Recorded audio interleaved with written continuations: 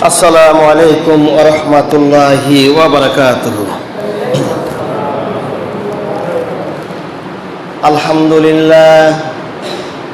আলহামদুলিল্লাহ নাহমাদুহু ওয়া নাস্তাঈনুহু ওয়া নাস্তাগফিরুহু ওয়া নু'মিনু বিহি ওয়া নাতাওয়াক্কালু আলাইহি ওয়া নাউযু বিল্লাহি মিন শুরুরি আনফুসিনা ওয়া মিন সাইয়্যাতি আমালিনা।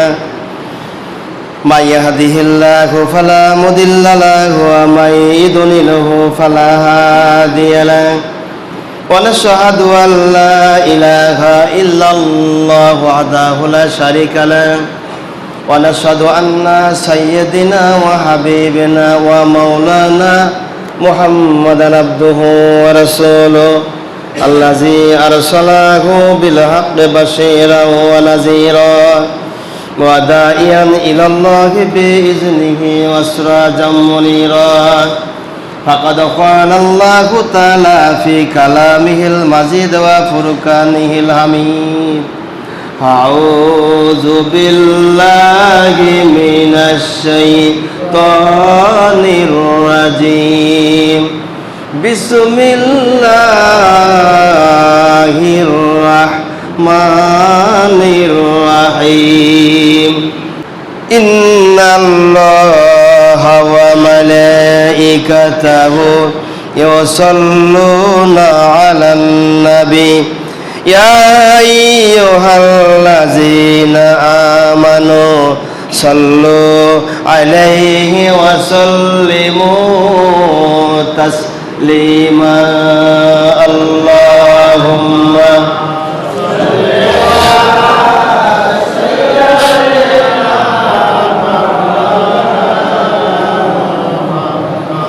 وعلى آله হাবিবানা মুহাম্মদ। খুব সকলেই মহব্বতের সাথে জবান ছেড়ে দিয়ে পড়ি আল্লাহুম্মা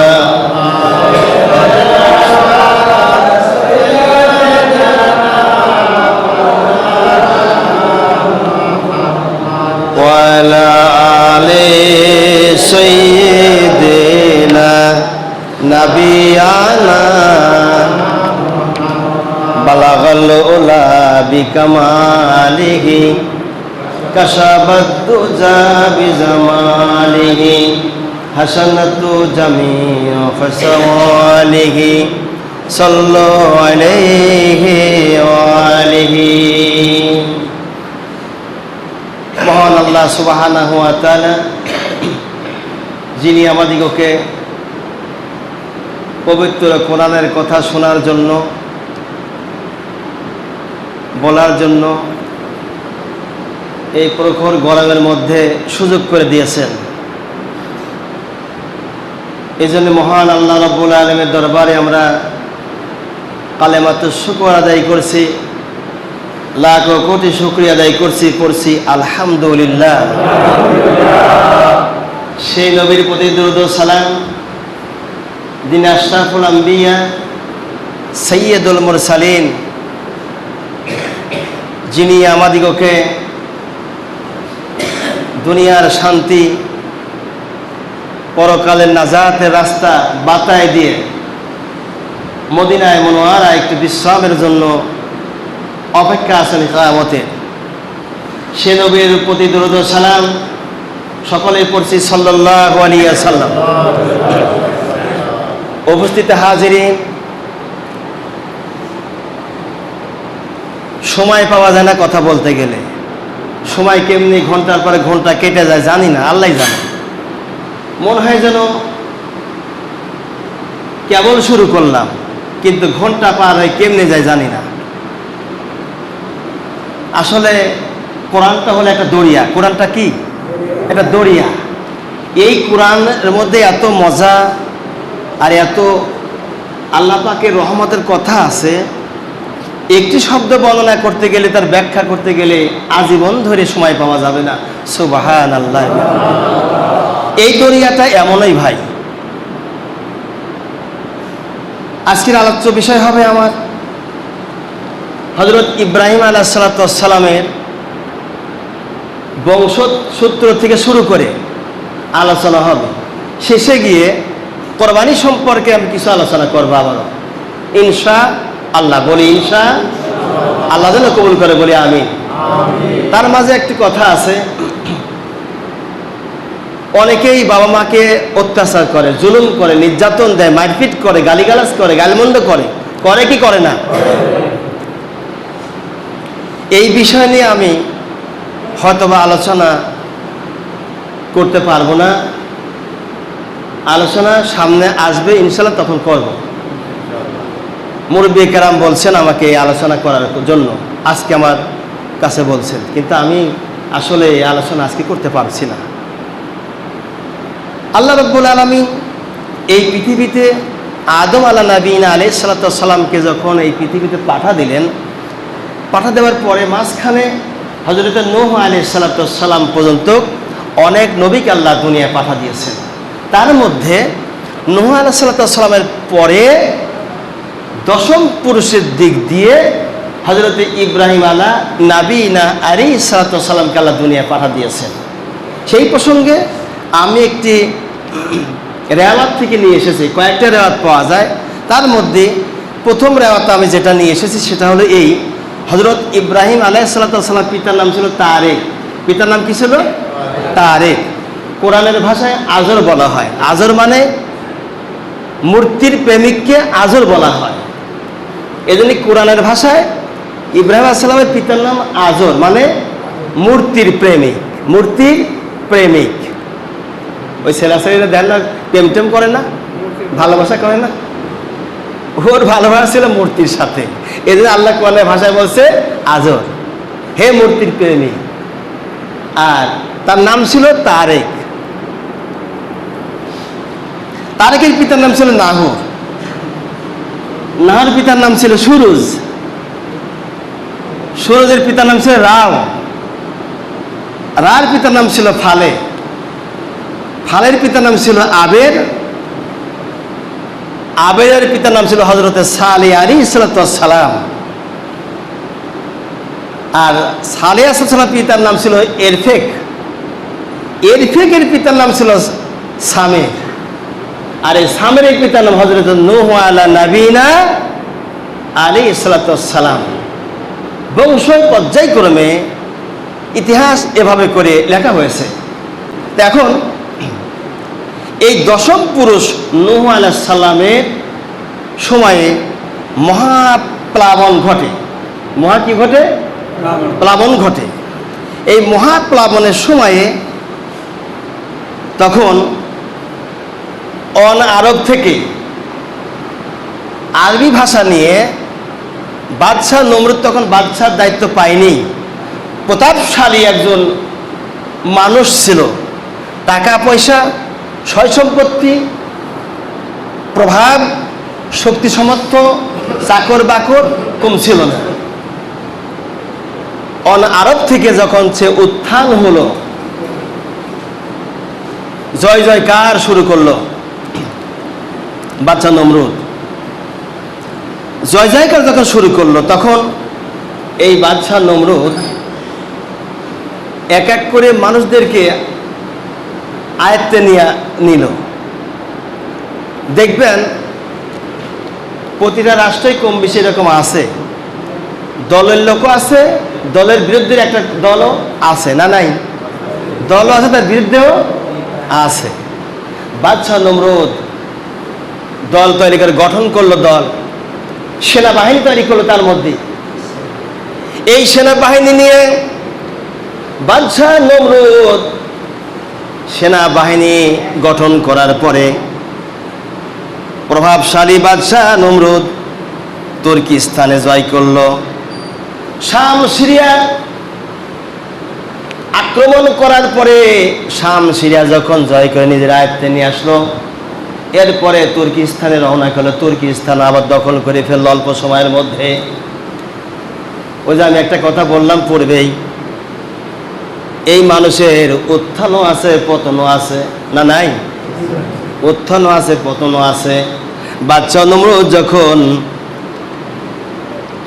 তুর্কিস্তান দখল করলো, দখল করার পরে ইয়াফেস ইবনে নূহ আলাইহিস সালামের বংশধরের লোকেরা কিছু তখন জীবিত ছিল, আর সব প্লাবনে শেষ হয়ে যায়।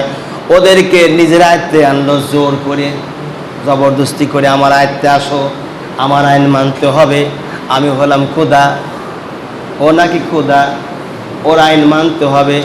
এই বলে বাদশা নমরুদ দাবি করে বসলো জোর করে। হযরত নূহ আলাইহিস সালামের সন্তান ইয়াফেস ইবনে নূহ আলাইহিস সালামের কওমের লোকদেরকে নিজের আয়ত্তে নিয়ে আসলো। নিয়ে আসার পরে বাদশা নমরুদ এবার ভারতে আক্রমণ করলো, যে ভারত আমরা মহাভারত বলি। বুঝতে পারছেন কি আমার কথা? এই মহাভারত, এই ভারতে আক্রমণ করলো বাদশা নমরুদ দল বল সৈন্যবাহিনী নিয়ে। যখন মহাভারত আক্রমণ করলো, ভারত জয় জয়কার হয়ে গেল মুহূর্তের মধ্যে। বাদশা নমরুদের সমস্ত ভারতবর্ষের মধ্যে জয় হয়ে গেল। ভারতবর্ষে সে বসবাস শুরু করে দিল। বেশ কিছুদিন ভারতবর্ষে বসবাস করার পরে সেইখান থেকে রোম দেশে চলে গেল। রোম যায়, রোম দখল করে ফেললো। এক এক করে দেশ দখল করছে, তার আয়ত্তে কিন্তু আর আনতেছে, এগুলো আর ছুটে যাচ্ছে না বাদশা নমরুদের ভয়তে। 1700 বছর একটা মানুষ যদি জীবিত থাকে তাহলে সে কি হতে পারে? সামান্য 20-50 বছর বয়স নিয়ে বেঁচে আছি, এই অহংকারে কত মহিলা শ্বশুর শাশুড়িকে ভাত দেয় না, কথা কন নাকি? এই অহংকারে ভাত কাপড় দিতে চায় না। শ্বশুর শাশুড়ির পেটের ভাতটা তাদের জন্য বড় হয়ে গেছে। একটুখানি জিকির করি, লা ইলাহা ইল্লাল্লাহ,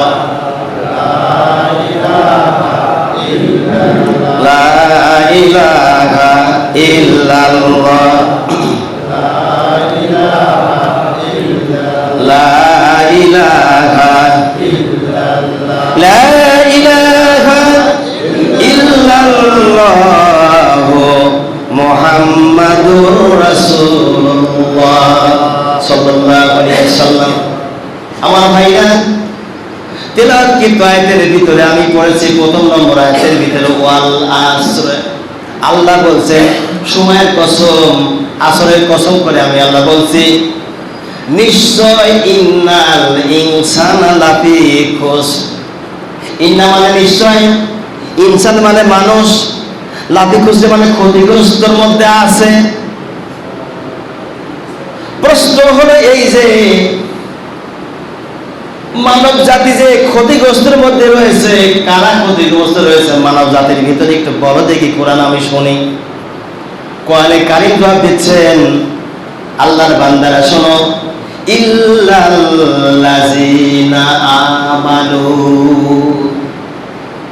ইল্লাল্লাযিনা আমানু, যারা ঈমান এনেছে, পরকালের প্রতি বিশ্বাস করেছে, আমার আল্লাহ এক অদ্বিতীয়, যার কোনো শরীক নাই, অংশীদার নাই, এই বিশ্বাস যারা বিশ্বাসী তারা ক্ষতিগ্রস্তের মধ্যে নাই। এখানে আপনাদের কাছে আমার প্রশ্ন, বাদশা নমরুদ কি আল্লাহর উপরে বিশ্বাস করেছিল? জোরে বলেন। বাদশা নমরুদ সে নিজেই খোদা বলে দাবি করেছিল, তাহলে বোঝা গেল বাদশা নমরুদ ক্ষতিগ্রস্তের মধ্যে আছে। আল্লাহ রাব্বুল আলামিন সেই জন্য বাদশা নমরুদকে হায়াত বাড়ায় দিয়েছিল, যেন সে ফিরে আসে। বাদশা নমরুদ এবার ভারতবর্ষ আক্রমণ করার পরে গোটা আয়ত্তে নিয়ে গেল আর দাম্ভিকতা দেখালো। 1700 বছর যাবৎ তার জীবিত হায়াতে জিন্দেগিতে সময় আল্লাহ দিয়েছিলেন। আর 20-50-100 বছর বয়স খুব বেশি হলে পরে আজকাল মা বোন বাঁচে। এই মা বোন সামান্য 20-50 বছরের ব্যবধানে শ্বশুর শাশুড়িকে খেতে দেয় না, করতে দেয় না। শ্বশুর শাশুড়ির খাবারটা নিজের কাছে অত্যন্ত খারাপ মনে হয়। আর বাপ মাও আসার পরে গোপনে খেতে দেয়, সামনেও খেতে দেয়, পেটের উপরে উকুন মারা যায়, তারপরও কয় আমার বাপ মার খাওয়া ভালো হয়নি। কথা বলেন? এরপরেও কয় আমার বাপ মার কথা খাওয়া ভালো হয় না, অথচ তার বাবা মাকে এত খাওয়া জম্মের মতো খাওয়াইছে, পেটের উপরে উকুন মারা যায়। যাক, আমার আলোচনা এটা নয়। ইশারাতে বুঝতে পেরেছেন আশা করি বাবা মার প্রতি সুনজর দিবেন, সুনজর রাখবেন। বাবা মার মতো দরদে জিনিস আল্লাহর জমিনে আর কিছু নাই। পীর বলেন, উস্তাদ বলেন, আমি মৌলানা, আমাকে বলেন না কেন? গ্রামের মাতবার বলেন, মাতুব্বার বলেন, পরামানিক বলেন আর মাতবার বলেন, যাকেই বলেন না কেন, কেউ বাবা মার মতো অত আপনজন আল্লাহ দুনিয়া জগতে পাঠা দেয় নাই। সুতরাং আমাদিগকে মানতেই হবে স্রষ্টা আল্লাহ ছাড়া কোনো উপায় নাই, পথ নাই, গতি নাই। বাচ্চা নমরুদ আল্লাহরে মানল না, ভারতবর্ষ দখল করে কিন্তু বসবাস করার পরে রোম দেশে চলে গেল। রোম অল্প দিনের মধ্যে জয়যুক্ত করলো, রোম দেশটা জয় হলো। বাচ্চা নমরুদের সৈন্য বাহিনী রোম দেশ জয় করলো। এরপরে বাবেল শহরে চলে গেল, কুফা নগরে। ওই জায়গাটা হলো ইরাকের মধ্যে কুফা। কুফার মানুষেরা ভালো নয়, ওরা মুখে এক কথা বলে, কাজে আর একটা করে না, মুনাফিক। কথা বলেন না কেন? ওরা মুনাফিক। হযরতে আলীকে শেরে খুদা রাসূলের দহিত হিসাবে মানিয়ে নেওয়ার পরেও তারা তাকে শহীদ করেছিল। অথচ নবীর বংশের মধ্যে হযরতে আলী রাদিয়াল্লাহু আনহুর মতো মানুষ আল্লাহর জমিনে আর কোনদিন আসবে না। এত সুন্দর মানুষকে তারা শহীদ করেছিল। 8 বছরের সময় ইসলাম কবুল করেছিল। 8 বছরে একটা ছেলে যদি ইসলাম কবুল করে, তার চরিত্র কত সুন্দর, ফুলের চাইতে পবিত্র ছিল।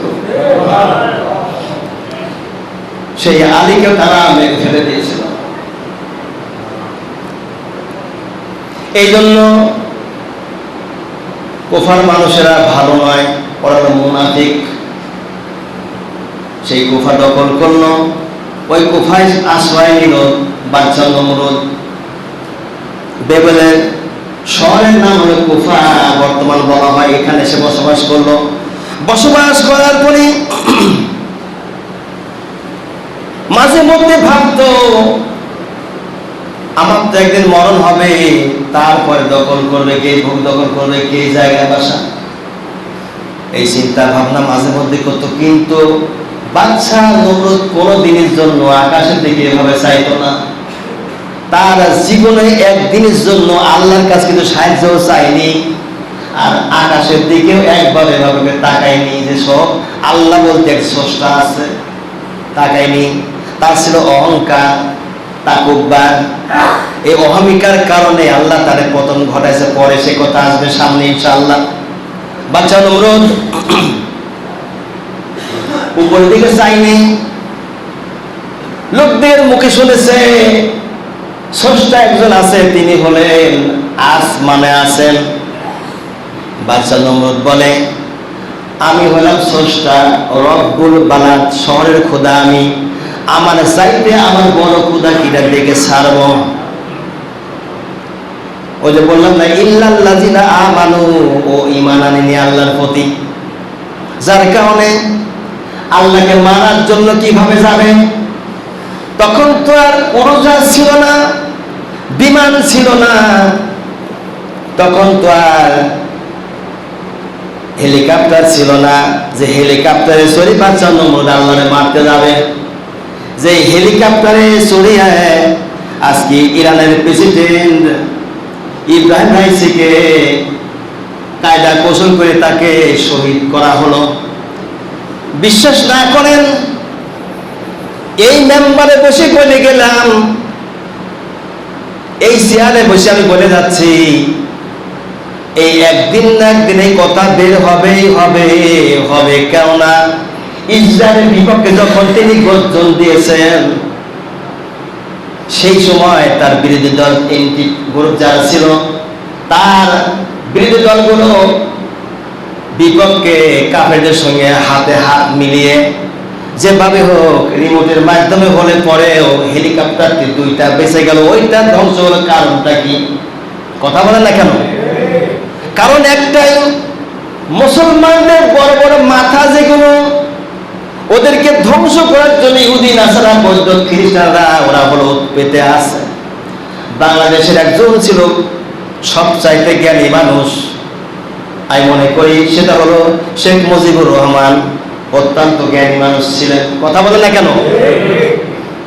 অপরদিকে মেজর জিয়া রহমান, তিনিও জ্ঞানী মানুষ ছিলেন।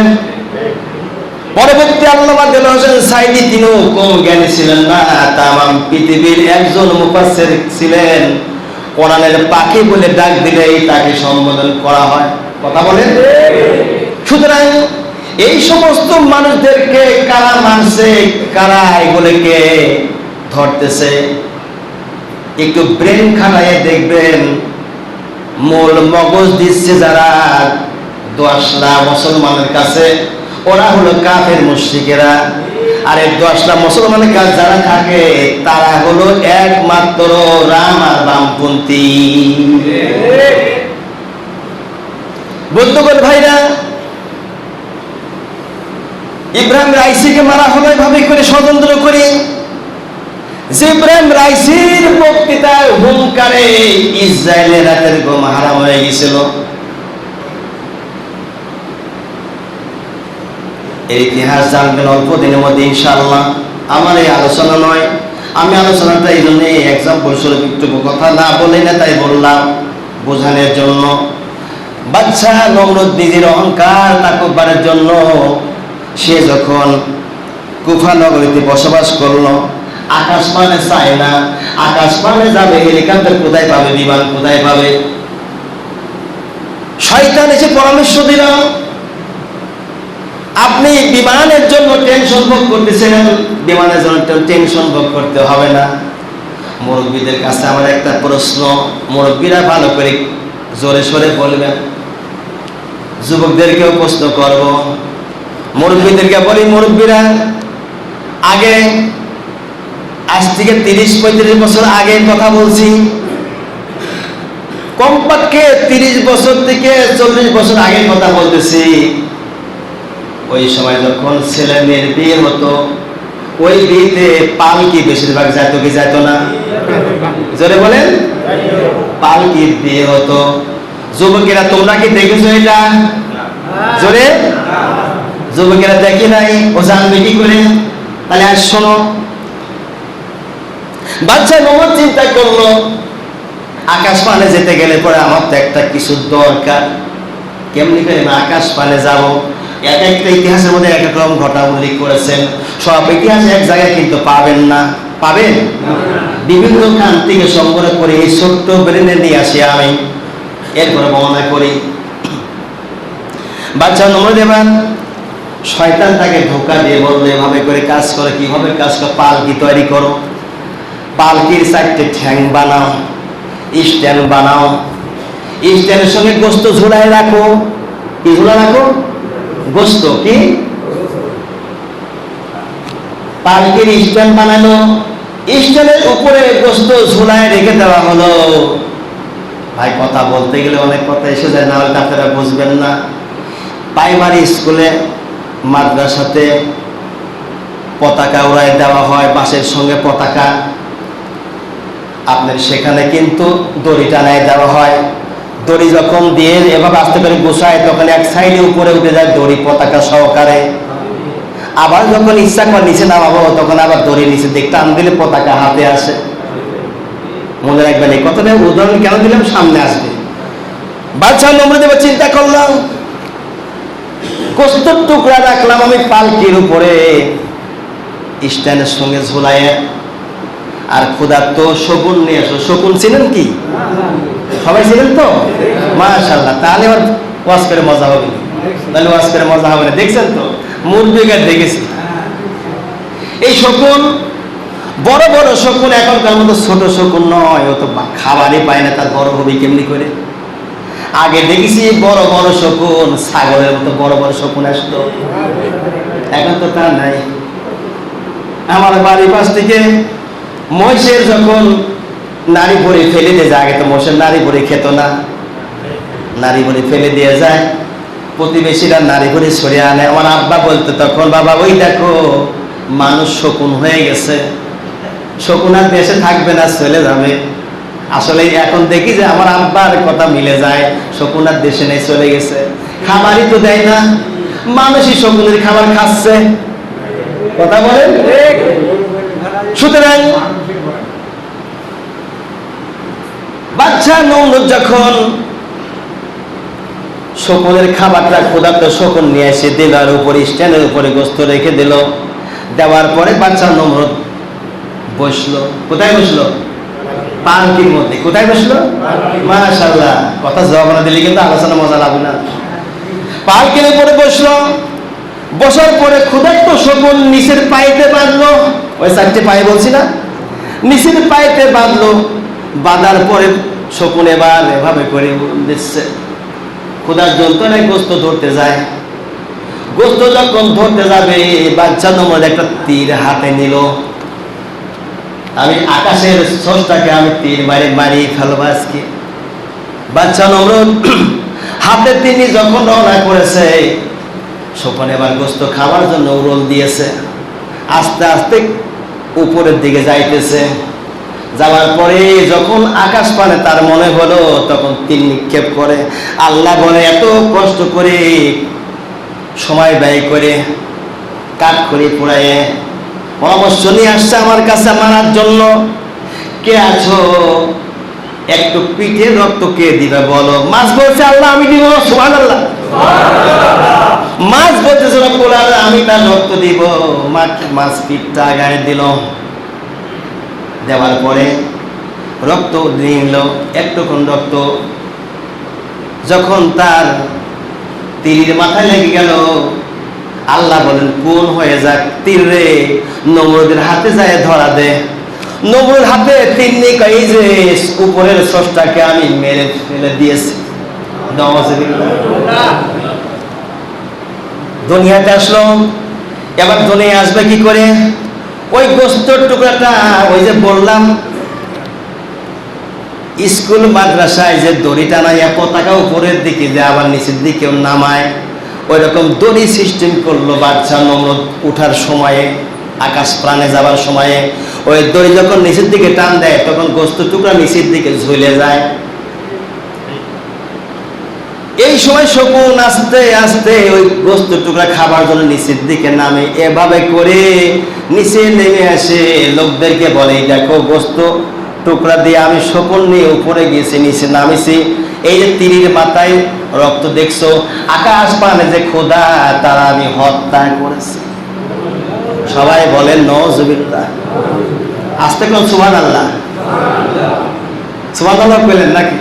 কোন নাউজুবিল্লাহ। দুনিয়া আসার পরে যখন জানাই দিল, ওমরা সকল মানুষেরা এক ঐক্যবদ্ধ হয়ে গেল বাচ্চা নমরুদের কথায়। সকল প্রজারা একত্রিত হলো, যারা ছিল রাজদরবারের জ্যোতিষীরা, জাদুকাররা। বাচ্চা নমরুদের 4টে পায়ে বিশিষ্ট একটা আসন ছিল। আমি যে আসনে বসছি, এরকম আসনের 4টে পায়া ছিল। সে আসনটা ছিল বড়, 4টে হাতির পিঠির উপরে 4টে পায়া দিত, উপরে সে বসতো। আর নিজে 400 এরকম ছোট ছোট আসন পাতা থাকতো, ওইখানে তার ওমরা জাদুকাররা জ্যোতিষীরা বসতো। বাচ্চা নমরুদ এক এক করে সারা পৃথিবী জয় জয় করে ফেলে দিয়েছে। গোটা দুনিয়া যখন জয় জয় করে ফেলে দিয়েছে, গোটা পৃথিবী যখন জয় হয়ে গেল, সারা পৃথিবী থেকে উপঢৌকন কর বাচ্চা নমরুদের কাছে পৌঁছায় দিত। না দিলে তো বিপদ আছে, এই ভয়তে প্রতিটা রাষ্ট্র থেকে তার কাছে উপঢৌকন যেত। বাচ্চা নমরুদের যেই ছিল তাবু টানায় দিত, তাবুর রশি ছিল স্বর্ণ দিয়ে বানানো। কি দিয়ে বানানো? তাফসীরের মধ্যে লেখে স্বর্ণ দিয়ে রশি বানানো হয়েছে, দড়ি বানানো হয়েছে। আল্লাহু আকবার। এত শান শওকতের অধিকারী ছিল সে, যার কারণে আল্লাহ রাব্বুল আলামিন তাকে কিন্তু শায়েস্তা ওইভাবে করেই করেছিলেন। পরে এই পৃথিবীতে কয়জন বাচ্চাইত্ব করেছে ভাই বলতে পারেন? এই পৃথিবী জোড়া মোট কয়জন বাদশাহিত্য করেছে জানেন না? আজকে আমার কাছ থেকে শোনেন। আমি কিন্তু মাঝে মাঝে প্রশ্ন করবো, উত্তর দিতে হবে, কারণ বক্তা যেমন শ্রোতা কিন্তু তেমনই হইতে হবে। কথা বলেন? আমার কিন্তু ইউটিউবে ওয়াজ যায়, জুমার আলোচনা যায়, এই দুনিয়া মিলে মনে রাখবেন 4 জন ব্যক্তি বাদশাহিত্য করেছিল তাম পৃথিবী লয়ে। কয়জন? মুখস্থ করে ফেলাবেন, কাজে লাগবে, এক সময় কাজে লাগবে, ইনশাআল্লাহ কাজে লাগবে। সারা পৃথিবী মিলে 4 জন ব্যক্তি বাদশাহিত্য করেছিল, তার মধ্যে হযরতে সুলাইমান আলাইহিস সালাম মুসলমানের মধ্যে 1 নম্বর যিনি ছিলেন তিনি হযরতে সুলাইমান আলাইহিস সালাম। কয় নম্বর? আর 2 নম্বরে যে ছিলেন তিনি হলেন হযরতে যুলকারনাইন। হযরতে যুলকারনাইন, তার ব্যাপারে দ্বিমত পোষণ করা হয়েছে। আমি এখনো পাইনি তিনি নবী ছিলেন নাকি, এটা আমার কাছে এখন স্পষ্ট হয় নাই। নবী ছিলেন না রাসূল ছিলেন নাকি সাধারণ মানুষের, এটা আমার কাছে এখন স্পষ্ট হয় নাই। এটা আমি এখনো পাইনি কোনোখানে, কোনো আলেমের মুখও আমি শুনি নাই, আমার শায়েখদের মুখও আমি শুনি নাই। যার কারণে তার ব্যাপারে শুধু মুসলমান ছিল এইটুকু বলি, এর বেশি আমি বলি না। তাহলে 1 নম্বরে এই পৃথিবী বা শাসন যিনি করেন তিনি হযরতে সুলাইমান আলাইহিস সালাম। 2 নম্বরে যিনি শাসন করেছেন তিনি হযরতে যুলকারনাইন। মুসলমানের মধ্যে কয়জন গেল ভাই? বাকি থাকে কয়জন? এই 2 জন কাফের। তার মধ্যে বক্তে নসর কাফের ছিল, 1 নম্বরে ছিল বক্তে নসর। 1 নম্বর কি ছিল? বক্তে নসর। বক্তে এ হলো কাফের ছিল, তাম পৃথিবী মিলে শাসন করেছিল বক্তে নসর। আর 2 নম্বরে শাসন করে যিনি হলো তিনি হলো বাদশা নমরুদ। বাদশা কয়জন হলো ভাই? জোরে বলি 4 জন। পেয়েছেন আপনারা? হ্যাঁ, আশা করি মনে থাকবে ইনশাআল্লাহ। মনে রাখবেন, কাজে লাগবে, এক সময় কাজে লাগবে। বাদশা নমরুদ এবারে শাসন করতেছে তাম পৃথিবী মিলে। এমন শাসন শুরু করে দিয়েছে যে শাসনের কারণে গোটা দুনিয়ার মানুষ, তারে তো অনেক মানুষ ছিল তাকে স্রষ্টা বলে মেনে নেয় নেই, অথচ সে জোর করে বলছে আমাকে স্রষ্টা মানতে হবে, তার কিন্তু উপায় নাই, মেরে ফেলবো। এই ইতিহাস সামনে বর্ণনা করা হবে। আজকে এই পর্যন্ত আলোচনা, কোরবানির বিষয় যেহেতু আলোচনা করতে হবে। এটা হলো কি মাস? জিলকদ মাস। আপনি কোরবানি দিবেন না কেন? মনে রাখবেন, আমি মাসটার মধ্যে পড়েছি। আপনাদের কাছে একটা প্রশ্ন করি, এই বছরে সবাই কি আপনারা ঈদুল ফিতর আদায় করেছিলেন? ফিতর সবাই দিয়েছিলেন? মাশাআল্লাহ। ঈদুল ফিতর দেননি কিনা? হাত তুলে দেখি। ফিতর দেয়নি কিনা? হাত তো উঠলো না, বোঝা গেল সবাই ফিতর দিয়েছে। মনে রাখবেন, মাসটার কথা বলছি, কোন কোন মাসটার মধ্যে লেখা হয়ে গেছে ঈদুল ফিতর যারা আদায় করেছে তাদের উপরেই কুরবানি দেওয়া ওয়াজিব। এখন আপনি আসেন তো দেখি সমাজে কয়টা কুরবানি পড়ে? কুরবানি দেওয়ার সময় টাকা থাকে না, অথচ মাহে রমজান শেষ না হতে 2-3 দিন রোজা থাকতেই প্রতিটা পাড়ায় মহল্লায় গ্রামে 100 করে গরু ছাগল জবাই হয়।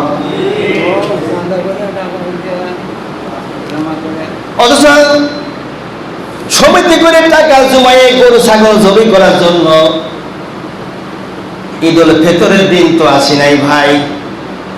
আপনি যদি আল্লাহ হতে চান, পরহেজগার হতে চান, কিয়ামতের মাঠে আপনি যদি কুরবানির সোয়াব হয়ে আল্লাহর জান্নাতের মেহমান হয়ে যদি কিয়ামতে হাজির হতে চান, অবশ্যই আপনাকে কুরবানি করতে হবে। কুরবানি কিন্তু করার পরে এই গোশত আল্লাহ খায় না, আল্লাহ খায়? কসম নেয়? হাড্ডি হুড্ডি চামড়া নিবে আল্লাহ? চামড়া টাকা নিবে? তাহলে আল্লাহ কি নেয়?